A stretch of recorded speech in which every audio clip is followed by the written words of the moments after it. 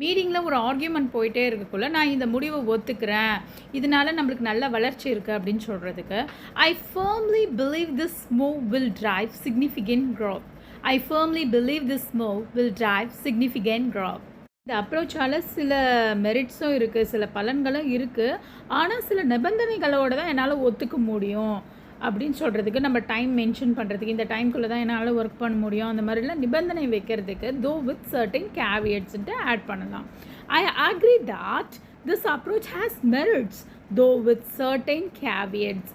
I agree that this approach has merits though with certain கேவியட்ஸ்.